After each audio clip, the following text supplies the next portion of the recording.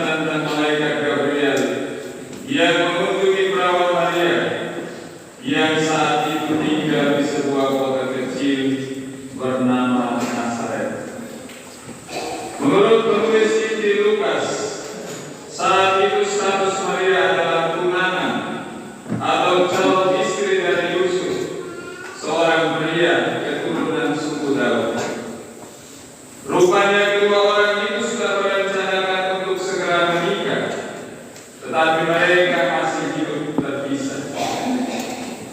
Kunjungan malaikat agung itu sungguh di luar dugaan Maria. Apalagi isi pesan ilahi yang diwartakan kepadanya.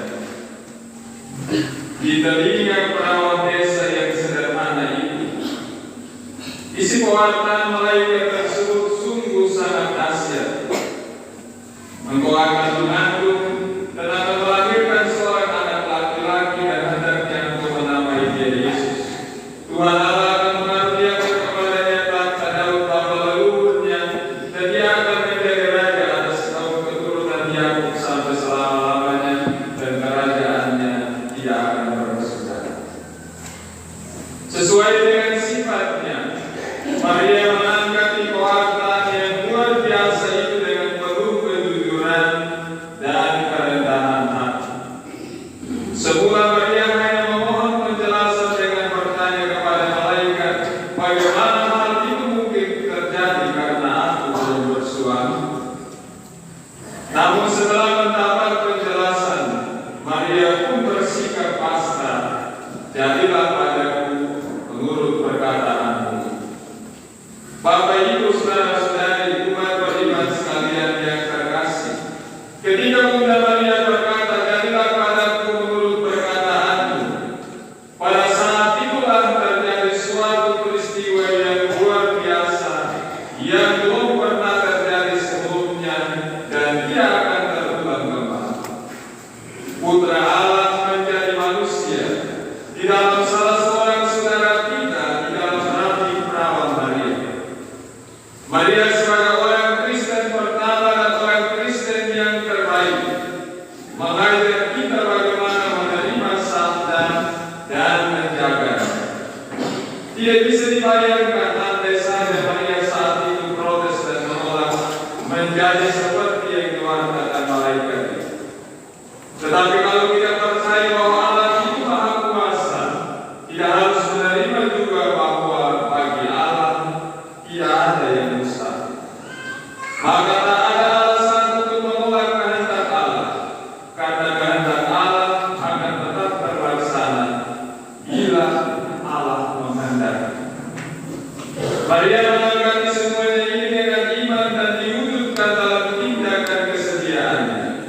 Maria percaya bahwa Allah telah merancang segala rencananya dan memberikan yang terbaik kepada setiap umatnya. Maria telah menunjukkan sikap iman yang luar biasa. Sebagai hamba Tuhan, sikap yang dipilihnya tidak lain selain taat pada rencana. Maria seorang wanita sederhana, namun berhati mulia, mau menerima dan melaksanakan kehendak Allah, walaupun belum tahu semuanya. Dalam hal inilah Maria meletakkan semuanya dalam tangan Tuhan. Dalam ketidaktahuannya inilah ia tetap memilih dengan penuh keyakinan akan penyelenggaraan Tuhan baginya dan bagi keselamatan semua manusia. Bapak Ibu saudara-saudari umat beriman sekalian yang terkasih, tidak harus berlagak dari Bunda Maria. Wanita desa dan sederhana ini sungguh mengandalkan kekuatan dari Tuhan sendiri.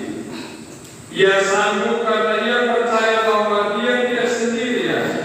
Tuhan selalu menyertai dia. Keyakinan seperti ini perlu ditumbuh kembangkan dalam diri kita. Ketika kita mengalami dan membiarkan kasih Allah itu menopang hidup kita, kita tidak perlu khawatir dengan persoalan-persoalan yang kita temui.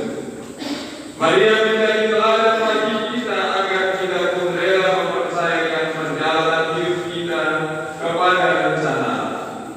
Ingatlah selalu bahwa